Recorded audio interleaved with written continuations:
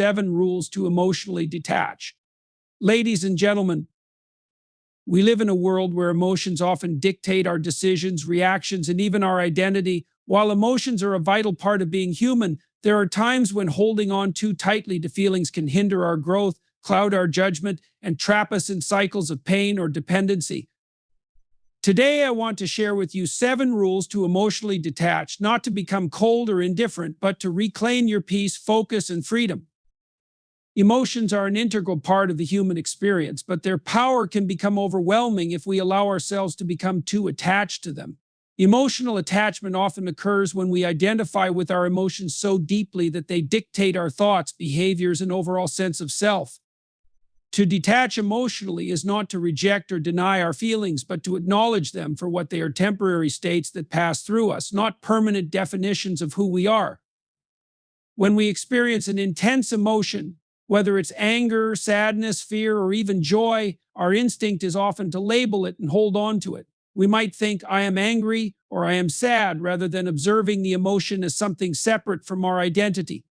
This subtle shift in language, seeing emotions as something you have rather than something you are, can make all the difference.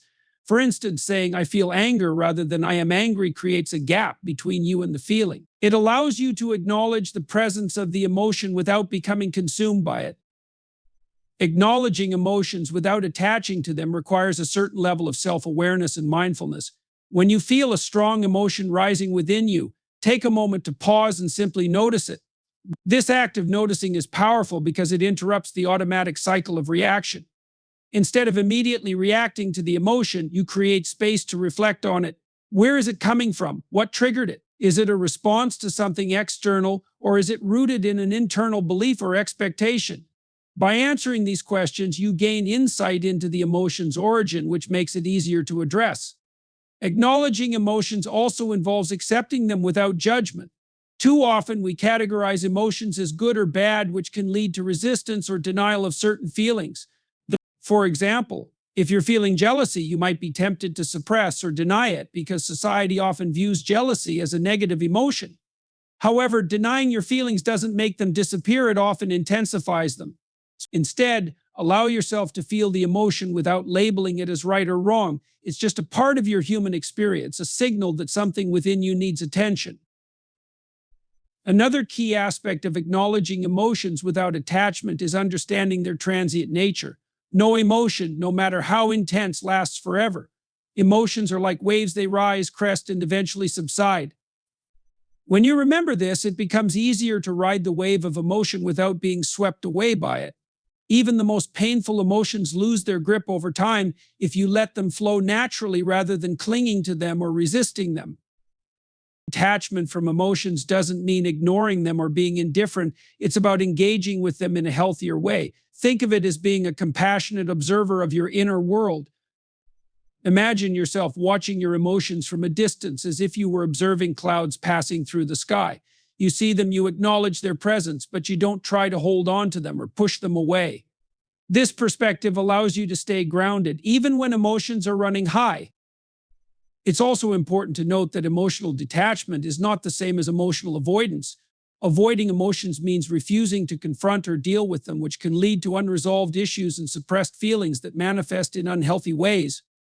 Detachment, on the other hand, involves facing your emotions head on, understanding them, and then letting them go. It's an active process of engagement and release rather than avoidance or suppression. One practical way to detach emotionally is through mindfulness practices like meditation or deep breathing. These techniques help you stay present in the moment, which is crucial for observing your emotions without becoming entangled in them. For instance, if you're feeling anxious, you can take a few deep breaths and focus on the physical sensation of the emotion, maybe a tightness in your chest or a fluttering in your stomach, without adding a narrative to it. By doing this, you acknowledge the emotion without feeding it with additional thoughts or fears. Another approach is journaling. Writing about your emotions can be a powerful way to process them without becoming overwhelmed. When you put your feelings into words, you externalize them, which creates a sense of separation. You might write something like, "Today I felt frustrated because of a disagreement at work. I noticed that the frustration made me feel tense and irritable."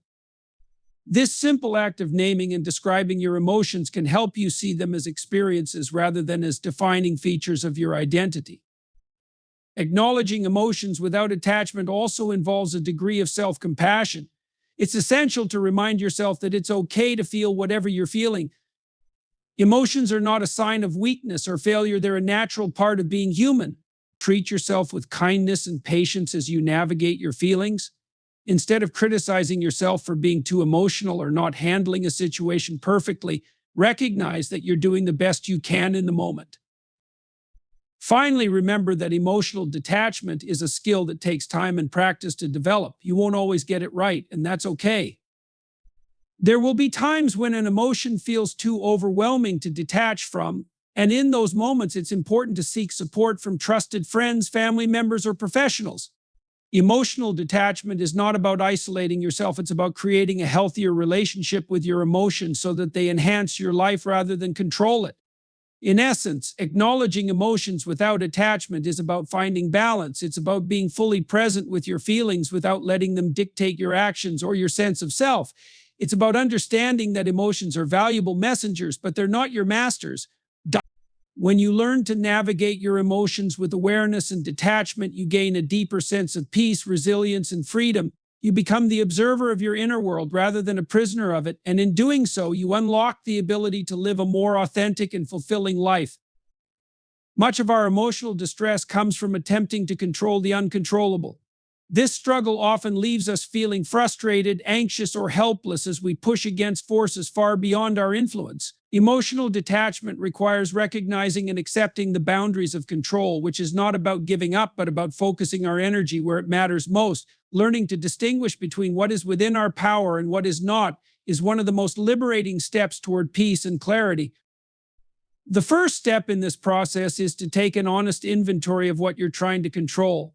Often we attach ourselves emotionally to outcomes, relationships, or situations, believing that if we just try hard enough, we can shape them into what we desire. While effort and persistence are valuable, they become draining when applied to things inherently beyond our reach. For example, you cannot control how someone else feels about you or whether a particular opportunity will materialize. Trying to control these factors leads to unnecessary stress and disappointment. Recognizing these limits doesn't mean you're powerless, it means you're choosing to direct your energy toward areas where you can truly make a difference. Focusing on what you can control starts with understanding the difference between your circle of control and your circle of concern. Your circle of control includes aspects of your life over which you have direct influence, your actions, decisions, attitudes, and responses. Your circle of concern, on the other hand, encompasses things you care about but cannot directly change, such as other people's opinions, past events, or broader societal issues. Emotional detachment means redirecting your attention from the circle of concern to the circle of control. It's about asking yourself, what can I do right now to contribute positively to this situation, and then taking action within those parameters. One practical way to detach from what you can't control is to focus on your reactions rather than the situation itself. Life is full of unpredictable events. People might let you down, plans may fall apart, and challenges will arise. While you cannot prevent these occurrences, you can choose how you respond to them. Emotional detachment involves training yourself to pause before reacting. When something doesn't go your way, take a moment to breathe and reflect. Ask yourself, is this something I can change, or do I need to adapt my perspective? By shifting your focus to your response, you regain a sense of agency, even in situations that seem beyond your control. Another critical element of emotional detachment is releasing the need for perfection. Often, our desire to control stems from a fear of failure or imperfection. We hold ourselves and others to impossibly high standards, believing that if everything goes perfectly, we'll finally feel secure or satisfied. This mindset is a trap. Perfection is an illusion, and striving for it only leads to frustration. Letting go of this need allows you to approach life with more flexibility and openness. You begin to see mistakes and setbacks not as disasters, but as opportunities for growth and learning. Detachment also requires acceptance, a willingness to face reality as it is, not as you wish it to be. Acceptance doesn't mean resignation or passivity, it means acknowledging the truth of a situation without resisting or denying it. For example, If a relationship isn't meeting your needs, detachment doesn't mean staying silent and enduring unhappiness. It means recognizing the limits of your influence and deciding how to move forward in a way that respects your well being. Acceptance empowers you to make choices rooted in clarity and self respect rather than desperation or fear. One of the most challenging aspects of letting go of control is dealing with uncertainty. Humans are wired to seek certainty and predictability as they provide a sense of safety. However, life is inherently unpredictable, and trying to control every aspect of it is an exercise in futility. Emotional detachment involves making peace with uncertainty by focusing on what you can do in the present moment. Instead of worrying about every possible outcome, concentrate on the steps you can take today. Trust that you will handle future challenges as they arise, just as you've handled challenges in the past. It's also essential to recognize that attempting to control others is a significant source of emotional distress. Whether it's trying to change someone's behavior, win their approval, or influence their feelings, these efforts often backfire and create tension in relationships. Emotional detachment means respecting others' autonomy and recognizing that their thoughts and actions are not your responsibility. This doesn't mean you stop caring about people, it means you support them without trying to dictate their choices. By letting go of the need to control others, you create space for healthier and more authentic connections. Practicing gratitude is another powerful tool for focusing on what you can control. When you shift your attention to what is going well in your life, you naturally release some of the tension associated with trying to control every detail. Gratitude reminds you of the abundance and opportunities already present, which helps you approach life with a mindset of sufficiency rather than scarcity. By appreciating what you have, you become less attached to outcomes and more content with the process. Setting boundaries is one of the most essential practices for emotional detachment. It is a powerful way to protect your peace and maintain your mental and emotional well-being. Without boundaries, we often find ourselves drained, overwhelmed, or resentful because we have allowed others to cross lines that compromise our values, energy, and priorities. Establishing and enforcing boundaries is not about pushing people away, but about creating space for yourself to thrive without unnecessary emotional interference. At its core, setting boundaries begins with self-awareness. Before you can communicate your limits to others, you must understand what they are. This requires reflecting on your feelings and identifying situations or behaviors that leave you feeling uncomfortable, used, or disrespected. Pay attention to moments when you feel resentment, frustration, or exhaustion, as these emotions often signal where a boundary is needed. For example, if you consistently feel drained after spending time with someone who always dominates conversations with negativity, it may be time to set a limit on how much of your energy you allow them to consume. Once you've identified your boundaries, the next step is to communicate them clearly and assertively. This can be challenging, especially if you're not used to standing up for yourself or fear conflict. However, expressing your boundaries is crucial for maintaining healthy relationships and preserving your emotional health. Use I statements to convey your feelings and needs without placing blame on the other person. For instance, instead of saying you're always so negative and I can't handle it, you might say, I've realized that constant negativity affects my mood, and I need to limit conversations that focus solely on problems without solutions. Boundaries also require consistency. People may initially resist or test your limits, especially if they're used to you accommodating their behavior. It's important to stand firm and reinforce your boundaries whenever they are challenged. This doesn't mean you need to be harsh or confrontational, rather, it means calmly and consistently reminding others of your limits.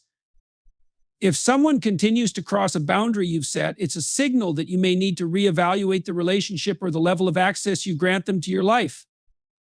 Emotional detachment through boundaries also involves recognizing your limits and not taking on more than you can handle.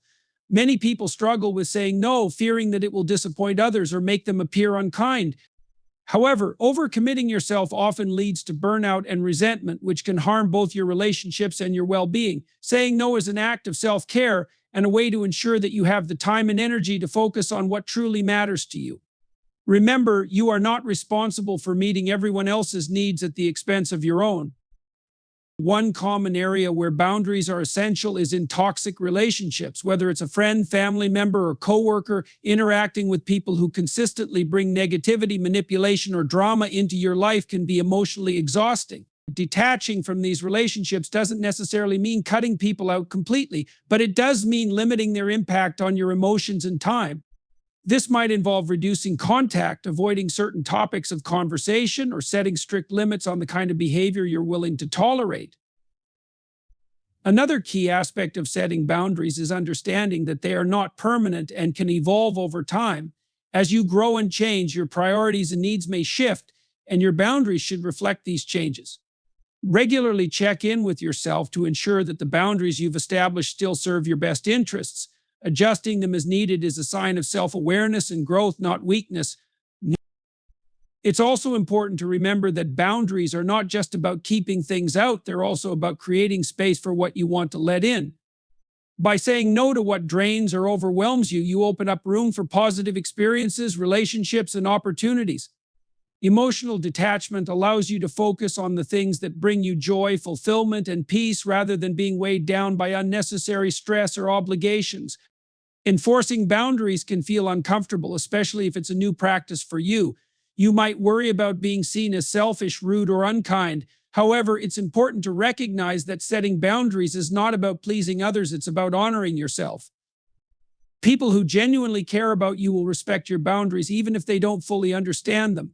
Those who resist or push back may not have your best interests at heart, and their reactions can be a valuable indicator of whether the relationship is worth maintaining.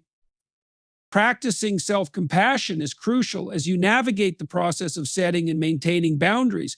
There will likely be moments when you second-guess yourself or feel guilty for saying no or distancing yourself from someone. Remind yourself that your well-being is a priority and that you have a right to protect your energy and peace. It's not your responsibility to make everyone happy or to sacrifice your needs for the sake of others. Lastly, it's worth noting that setting boundaries is not a one-time event, it's an ongoing process that requires vigilance and commitment. Life is dynamic, and new situations and relationships will continually arise that test your ability to uphold your limits. View boundary setting as a skill that improves with practice rather than as a fixed state. The more you practice asserting yourself and honoring your needs, the easier it becomes to detach emotionally from what doesn't serve you. Emotional detachment through setting boundaries is ultimately about creating a life that aligns with your values and priorities. It's about freeing yourself from unnecessary stress, conflict, and resentment so that you can focus on what truly matters. By taking the time to establish and enforce your limits, you empower yourself to live with greater clarity, peace, and authenticity. Releasing attachments to outcomes is a cornerstone of emotional detachment and personal growth. Many people spend their lives tethered to specific expectations, believing their happiness or sense of worth is dependent on achieving a certain result. While goals and aspirations are vital for direction, attaching too much to the outcome can create a rigid and often harmful mindset. Letting go of this attachment doesn't mean abandoning ambition or hope, it means freeing yourself from the emotional turmoil that arises when things don't go as planned. This practice allows you to approach life with more openness, resilience, and peace. The desire for control over outcomes often stems from a fear of uncertainty. As humans, we crave predictability and the comfort of knowing how things will unfold. We craft visions of how events, relationships, or decisions should turn out and cling tightly to those visions, hoping they will come to fruition. However, life is inherently unpredictable, and no amount of planning or effort can guarantee a specific result. This truth can be unsettling but also liberating. When you accept the reality that outcomes are beyond your absolute control, you can focus instead on what you can influence: your actions, decisions, and mindset. Releasing attachment begins with recognizing the distinction between effort and outcome. Effort is entirely within your control. You can prepare, plan, and execute to the best of your ability. Outcome, however, depends on a multitude of factors, many of which lie outside your influence. For example, you can work tirelessly on a project, but its success may hinge on external conditions such as timing, market trends, or the decisions of others. Letting go of attachment to the outcome doesn't diminish the value of your effort, it enhances it by allowing you to invest fully in the process without being paralyzed by the fear of failure. Focusing on the process rather than the outcome is one of the most effective ways to detach emotionally. When you shift your attention to the present moment and the steps you are taking, you can engage more fully and find satisfaction in the journey itself. This approach also reduces the anxiety that often accompanies a fixation on results. Instead of constantly worrying about whether you'll achieve your goal, you can enjoy the experience of working toward it. Paradoxically, letting go of the outcome often improves your performance because you're less distracted by pressure and fear. Another aspect of releasing attachment to outcomes is understanding that not everything aligns with your plans for a reason. Sometimes the results you desire are not what you need for your growth or happiness. A job you didn't get, a relationship that didn't work out, or a goal that fell short may lead you to unexpected opportunities or insights that serve you better in the long run. Trusting in the process of life and its unfolding, even when it diverges from your expectations, is a powerful act of faith and self-compassion. It allows you to embrace change and adapt with greater ease, knowing that setbacks are often setups for something better. Practicing gratitude is another way to release attachment to outcomes. When you focus on what you already have rather than what you lacked, you shift your mindset from scarcity to abundance. Gratitude reminds you that your worth and happiness are not dependent on a single result, but are instead grounded in the richness of your experiences, relationships, and inner growth. This shift in perspective makes it easier to let go of disappointment when things don't go as planned, as you're no longer measuring your success solely by external achievements. Detaching from outcomes also requires challenging the belief that success or failure defines you. Many people tie their identity to their accomplishments or setbacks, believing that achieving a particular result validates their worth while falling short diminishes it. This mindset creates immense pressure and can lead to feelings of inadequacy or shame when outcomes don't meet expectations. Letting go of this belief involves recognizing that your value as a person is not contingent on what you achieve, but on who you are. You are inherently worthy, regardless of the results of your efforts. One of the greatest benefits of releasing attachment to outcomes is the freedom it brings. When you're no longer enslaved by the need for a specific result, you open yourself up to new possibilities and perspectives. You become more willing to take risks, explore alternatives, and embrace uncertainty because you're not clinging to a predefined path. This flexibility allows you to navigate challenges and setbacks with greater resilience and creativity, finding solutions and opportunities that you might have overlooked if you were fixated on a single outcome. This practice also enhances your relationships. When you release attachment to how others should behave, respond, or feel, you allow them the freedom to be themselves. This creates space for healthier, more authentic connections as there's less pressure and expectation on both sides.